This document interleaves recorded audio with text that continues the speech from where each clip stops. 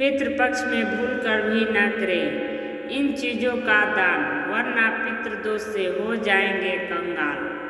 पितृपक्ष में आप जो भी दान करते हैं उसका फल आपको तो मिलता ही है, साथ ही आपकी आने वाली कई पीढ़ियों को इसका लाभ मिलता है। आपको पितृपक्ष में किए गए दान का 100 गुना फल अधिक मिलता है, लेकिन पितृपक्ष में कुछ चीज़ों का दान वर्जित है।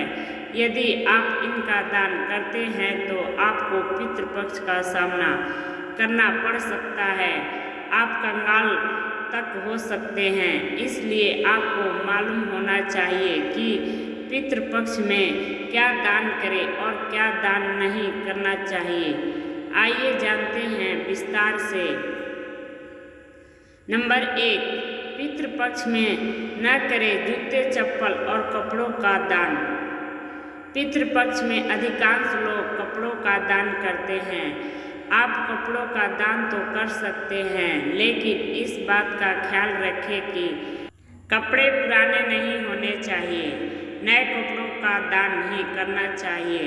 साथ ही कपड़े ऐसे खरीदने जिनका इस्तेमाल कोई व्यक्ति आसानी से कर सके, जबकि जूते चप्पलों का दान तो आपको भूल कर भी नहीं करना चाहिए।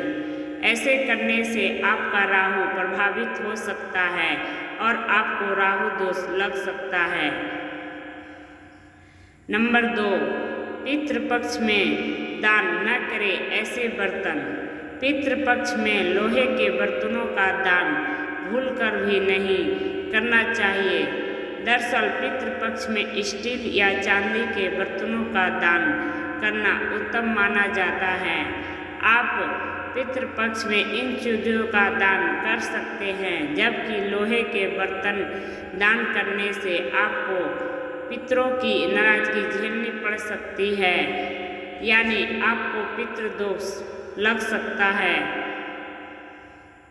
नंबर 3, पितृपक्ष में भूल कर भी न करें झाड़ू का दान। मान्यताओं के अनुसार व्यक्ति को पितृपक्ष में झाड़ू का दान करने से बचना चाहिए। दरअसल पितृपक्ष में झाड़ू का दान करने से आपको आर्थिक समस्याओं का सामना करना पड़ सकता है। साथ ही पितृदोष में अपने घर के इस्तेमाल के लिए भी नई झाड़ू नहीं खरीदनी चाहिए। नंबर 4, पितृपक्ष में तेल का दान करने से बचें। पितृपक्ष में भूल कर भी तेल का दान नहीं करना चाहिए। दरअसल ऐसा करने से आपके पितृ आपसे नाराज हो सकते हैं। इस बात का ख्याल रखें कि सरसों का तेल का दान भूल कर भी नहीं करना चाहिए। पितृपक्ष में इन चीज़ों का दान करना बेहद शुभ। पितृपक्ष में अन्न का दान करना विशेष फलदायी होता है। गेहूं, चावल का दान आप चाहे तो कर सकते हैं। इसके अभाव में कोई दूसरा अनाज भी आप दान में दे सकते हैं। इस दान को करते समय संकल्प जरूर लें। संकल्प सहित दान करने का विशेष महत्व है। पितृपक्ष में 2 वस्त्रों का दान तो जरूर करना चाहिए। बस ख्याल रखें कि वस्त्र बिल्कुल नए हो। इसके अलावा आप चाहे तो सोने का भी दान कर सकते हैं।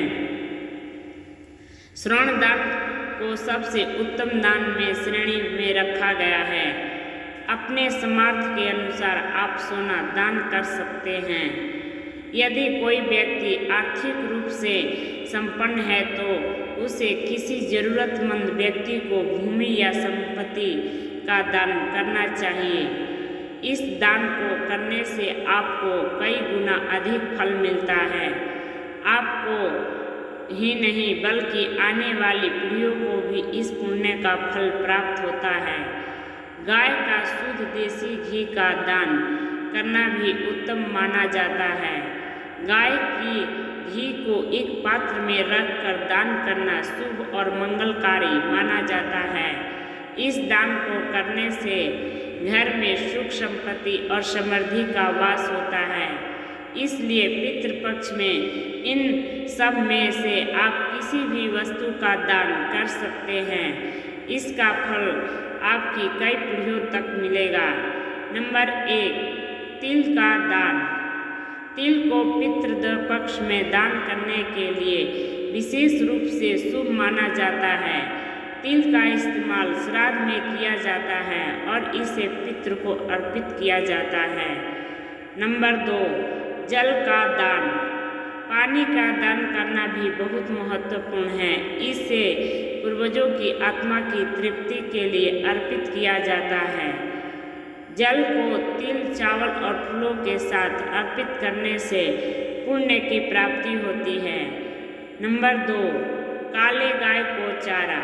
पितृपक्ष में काले गाय को चारा या हरी घास देना बहुत पुण्यदायक माना जाता है। इससे पूर्वजों की आत्मा को शांति मिलती है। नंबर 4, भिक्षुकों को भोजन। इस समय भिक्षुकों को भोजन कराना भी एक अच्छा उपाय है। इससे समाज में दान देने का महत्व बढ़ता है और पुण्य की प्राप्ति होती है। नंबर 5, पौधों का रोपण। पितृपक्ष में वृक्षारोपण करना भी एक महत्वपूर्ण दान है।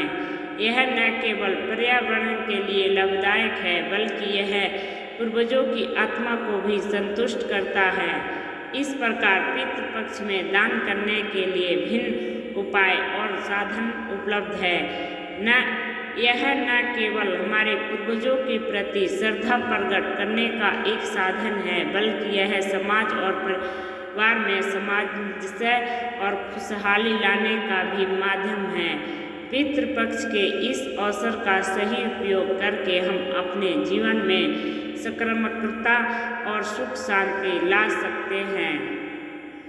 राधे राधे। यह वीडियो पसंद आई हो तो लाइक, शेयर, सब्सक्राइब जरूर करें। धन्यवाद।